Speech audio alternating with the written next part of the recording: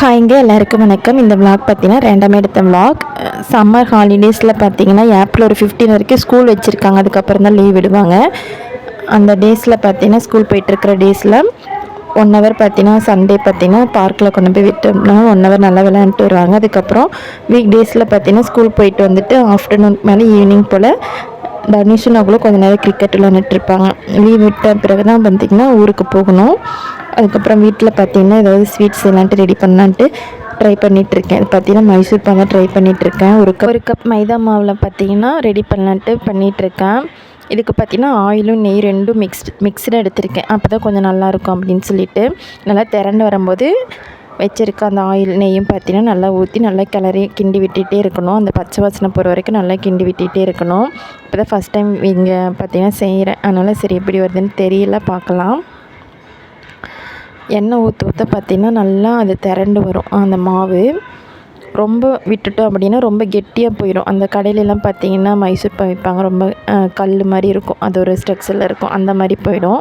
இப்போ பிளேட்டில் பார்த்திங்கன்னா ஆயில் விட்டு ரெடியான மைசூர் பாக் வந்து பிளேட்டில் கொட்டிட்டு ஆறுனப்புறம் இந்த மாதிரி பீஸாக போட்டு எடுத்துக்க போகிறேன். பார்த்திங்கன்னா ஓரளவுக்கு நல்லா தான் வந்துருந்துச்சு. இன்னும் கொஞ்சம் நல்லா ட்ரை பண்ணணும் அப்படின்னா இன்னும் நல்லா சாஃப்டாக கிடைக்கும். சரி, வீட்டில் ஸ்வீட்டில் ஏதாவது இந்த மாதிரி செய்யலாம் அப்படின்னு சொல்லி தான் இந்த மாதிரி நான் ட்ரை பண்ணியிருக்கேன். ஈவினிங் போல் சாயந்தரம் பார்த்திங்கன்னா சன் செட் ஆகிற டைம் ரொம்ப நல்லா இருந்துச்சு. ஈவினிங் டைம் கொஞ்சம் நேரம் விளையாட விட்டுட்டேன் மாடியில். வீட்டில் வந்து பார்த்தோம் அப்படின்னா தனிஷ் இந்த மாதிரி வேலை தான் பண்ணி வச்சுருந்தார். இதெல்லாம் க்ளீன் பண்ணிவிட்டு சரி காரம் ஏதாவது செய்யலான்ட்டு அதுக்கும் ரெடி பண்ணிகிட்ருக்கேன். இது பார்த்திங்கன்னா காராச்சி மாதிரி போடலாம் அப்படின்னு சொல்லிட்டு தான் ரெடி பண்ணிகிட்ருக்கேன். எண்ணெய் நல்லா காஞ்சதும் ரெடி பண்ணியிருக்க மாவை இந்த அச்சு குழலில் போட்டு நல்லா பிழிஞ்சு விட்டுட்டோம் அப்படின்னா காராச்சி ரெடி ஆகிடும். ஃபுல்லாக பிழிஞ்சு விட்டுட்டு அதுக்கப்புறம் லாஸ்ட்டாக நான் வந்து எடுத்துகிட்டு அதுக்கப்புறம் உடச்சி விட்டுட்டோம் அப்படின்னா நல்லாயிருக்கும், சாஃப்டாக இருக்கும், சாப்பிட்றதுக்கு நல்லா முறுமுறுன்னு க்ரன்ச்சியாக நல்லாயிருக்கும். இந்த ரெசிபி செய்கிறதுக்கான மெஷர்மெண்ட் வேணும்னா எனக்கு கமெண்ட் பண்ணுங்கள். நான் வந்து இதோடைய மெஷர்மெண்ட் அளவெல்லாம் பார்த்திங்கன்னா கமெண்ட்டில் பின் பண்ணுறேன். நல்லா க்ரன்ச்சி, நல்லா உடைக்கும் போதே பார்த்திங்கன்னா நல்லா ஒரு சவுண்டு, நல்லா க்ரன்ச்சி நல்லா இருக்குது. இந்த மாதிரி வச்சுட்டோம் அப்படின்னா ஸ்கூல் ஈவினிங் ஸ்நாக்ஸ்க்கெலாம் கொடுத்து வரதுக்கு நல்லாயிருக்கும். பசங்களும் நல்லா விரும்பி சாப்பிடுவாங்க. வீட்டிலே செய்கிறதுனால ரொம்ப ஒரு ஹெல்த்தியாகவும் ஒரு ஸ்நாக்ஸாகவும் இருக்கும். இந்த மாதிரி தான் பார்த்திங்கன்னா ஃபுல்லாக பிழிஞ்சு விட்டுட்டு லாஸ்ட்டு வெந்த பிறகு எடுத்து உடச்சி விட்டுட்டோம் அப்படின்னா நல்லாயிருக்கும்.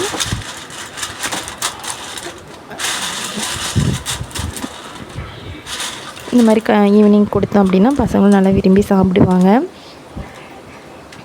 இதில் பார்த்திங்கன்னா கடலை மாவு யூஸ் பண்ணியிருக்கேன். கடலை மாவு கொஞ்சமாக அரிசி மாவு ரெண்டையும் மிக்ஸ் பண்ணிவிட்டு ஓமம் இருந்தால் ஓமம் போட்டுக்கலாம், நல்லா வாசமாக நல்லாயிருக்கும். கொஞ்சமாக உப்பு, மஞ்சள் தூள் இதெல்லாம் தான் போட்டு அச்சுக்குழலில் பார்த்திங்கன்னா அது பிழிகிற அளவுக்கு நல்லா வாட்டரியாக வந்து மாவு வந்து நம்ம வந்து மிக்ஸ் பண்ணி போடணும். அப்போ தான் நல்லா வரும். பார்த்திங்கன்னா ஊருக்கு கிளம்பியாச்சு. நகுலுக்கு பார்த்திங்கன்னா ஸ்கூல் லீவ் விட்டுட்டாங்க. சம்மர் கிளாஸ்லாம் முடிச்சுட்டு லீவ் விட்ட உடனே பார்த்திங்கன்னா நைட்டு கிளம்பிட்டோம். தாம்பரம் தான் எங்களுக்கு ட்ரெயினுக்காக வெயிட் பண்ணியிருக்கிறோம். 1 ஹவருக்கு முன்னாடியே போயிட்டோம். 11:50க்கு தான் நம்மளுக்கு வந்து ட்ரெயின் வரும். தாம்பரம் டு மேங்களூர் எக்ஸ்பிரஸில் தான் நாங்கள் வந்து புக் பண்ணியிருக்கோம். வந்து புகழூரில் பார்த்திங்கன்னா இறங்கிட்டோம். நாளைக்கு தேர்ஸ்டே ஸ்கூல், நாளையிலேருந்து ஸ்கூல் ஸ்டார்ட் ஆகுது. ஹோம் டவுன்லாம் போயிட்டு வந்தாச்சு. இன்றைக்கி பார்த்திங்கன்னா மீன் குழம்பு தான் வைக்கலான்ட்டு வெங்காயம் தக்காளியில் வதக்கிட்டுருக்கேன். சாதம் வச்சாச்சு. காலையில் பழைய சாதம் இருந்தது, அதை கரைச்சி குடிக்கலான்னு கரைச்சி வச்சுருக்கேன். இன்றைக்கி மார்னிங் பிரேக்ஃபாஸ்ட்டுக்கு பழைய சாதம் கஞ்சி, இதுதான் வந்து இன்றைக்கி காலையில் பிரேக்ஃபாஸ்ட்டு. தயிர் ஊற்றி சாதம் போட்டு பசைஞ்சு இந்த மாதிரி நல்லா கரைச்சி வச்சுருக்கேன். நேகால் ஆகுது. லஞ்செல்லாம் ரெடி பண்ணியாச்சு. ஊருக்கு போயிட்டு அந்த ட்ரெஸ்ஸெல்லாம் இருக்குது, இதெல்லாம் எடுத்து அந்தந்த ப்ளேஸில் எடுத்து வைக்கணும். இன்றைக்கி ஸ்கூல் ஆரம்பிச்சிட்டாங்க. ஃப்ரைடேலேருந்து பார்த்திங்கன்னா நெக்ஸ்ட் அகாடமிக் ஸ்டார்ட் ஆகிடுச்சு. காலையில் எழுந்திரிச்சு ஒரு 5:30க்கெலாம் எழுந்து செய்ய ஆரம்பிச்சிட்டு அதுக்கப்புறம் தான் மெசேஜும் பார்த்தேன். நானும் அப்போ தான் சொன்னாப்புல மதியம் வந்து 12:30க்கு தான் இன்றைக்கி ஃபஸ்ட்டு கிளாஸ்னால 12:30யோட கிளாஸ் முடியுதுமா, எனக்கு லஞ்ச் வேணாம் அப்படின்னு சொன்னார். அதுவும் எல்லாம் செஞ்சு முடித்த பிறகு தான் எனக்கும் ஞாபகம் வந்தது. நாங்களும் அப்போ தான் சொன்னார் கிளம்பி வந்துட்டு. சரி அப்படின்னு சொல்லிவிட்டு மார்னிங் பிரேக்ஃபாஸ்ட் மட்டும் பார்த்திங்கன்னா நகுலுக்கு கொடுத்துட்டேன். லஞ்சுக்கு பார்த்திங்கன்னா கையோட காலையில் எழுந்து எல்லாம் செஞ்சுட்டேன். என்னென்னு பார்த்திங்கன்னா தக்காளி வந்து வதக்கி சாதம் போட்டு பிசைஞ்சு லஞ்சுக்கு கொடுத்துடலான்னு சொல்லிட்டு தான் அது ரெடி பண்ணிகிட்ருக்கேன். கூடவே பார்த்திங்கன்னா வெண்டைக்காய் பொரியல் தான் பிளான் பண்ணியிருக்கேன். தக்காளி அது கூட பார்த்திங்கன்னா பூண்டு இதெல்லாமே பார்த்திங்கன்னா பச்சையாக வந்து அரைச்சி எடுத்துக்கலாம். தக்காளி பச்சையை வதக்கி அரைக்கும் போது நல்லா தாளிக்கும் போது நல்ல ஒரு வாசமாக இருக்கும். சாதத்தோட பிசைஞ்சு சாப்பிடும்போது அது பூண்டு சேர்த்திருக்கனால இன்னும் நல்லா ஒரு வாசமாக இருக்கும். காரத்துக்கு மிளகாத்தூள், உப்பு ஆட் பண்ணிக்கிறேன். ஸ்டார்டிங்லேயே ஆயிலில் கருவேப்பிலை போட்டு பொரிஞ்சதும் அரைச்சி வச்சுருக்க தக்காளி விழுது ஆட் பண்ணி காரத்துக்கு தேவையான மிளகாத்தூள்லாம் போட்டு அது கொதிக்கட்டும். அதுக்குள்ளே பார்த்தீங்கன்னா வெண்டைக்காயெல்லாம் வந்து கட் பண்ணி வச்சிடலாம். சாதமே வச்சுட்டேன். தக்காளி நல்லா கொதி வரட்டும். அந்த பச்சை வாசனையெல்லாம் போய் நல்லா எண்ணெய் பிரிஞ்சு வந்துச்சு அப்படின்னா நல்லாயிருக்கும்.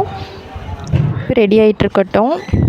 அதுக்குள்ளே பார்த்தீங்கன்னா வெண்டைக்காயும் பார்த்தீங்கன்னா கட் பண்ணி எடுத்துக்க போகிறேன். காயெல்லாம் கட் பண்ணியாச்சு. இதை வந்து பார்த்திங்கன்னா பொரியல் செய்கிறதுக்கு ஸ்டார்ட் பண்ணிடலாம். மார்னிங் பார்த்தீங்கன்னா இட்லி தான் வந்து ஊற்றிக்க போகிறேன். இட்லி அது கூட பார்த்திங்கன்னா அந்த தக்காளி பேஸ்ட்டு தான் வந்து தொட்டுக்கிறதுக்கு. இட்லி பானையிலே முட்டையும் வச்சுட்டேன். இப்போ இட்லி தட்டில் பார்த்திங்கன்னா மாவெல்லாம் ஊற்றி வச்சிடலாம்.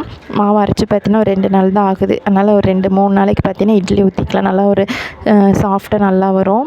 வெண்டைக்காயும் பார்த்திங்கன்னா வதக்கிக்கலாம் ஆனியனில் போட்டு. மார்னிங் ஸ்நாக்ஸுக்கு கொடுத்து விடுறதுக்கு ட்ராகன் ஃப்ரூட் வாங்கி வந்திருந்தோம். அது வந்து பார்த்திங்கன்னா கட் பண்ணி பாக்ஸில் போட்டாச்சு. மார்னிங் பிரேக்ஃபாஸ்ட் முடிச்சாச்சு. பேக்கும் பார்த்திங்கன்னா புதுசாக வாங்கி கொடுத்தாச்சு. நகல் கிளம்பியாச்சு.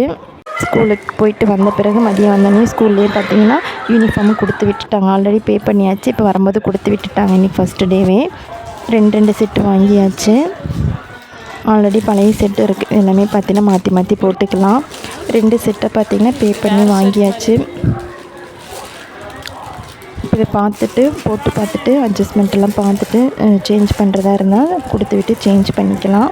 கூடவே ஒரு பெல்ட்டும் சாக்ஸு 2 செட்டு சாக்ஸும் ஒரு ஒயிட் கலர் சாக்ஸ் அது எல்லாமே தான் பார்த்திங்கன்னா இந்த கிட்டோட வந்திருக்கு.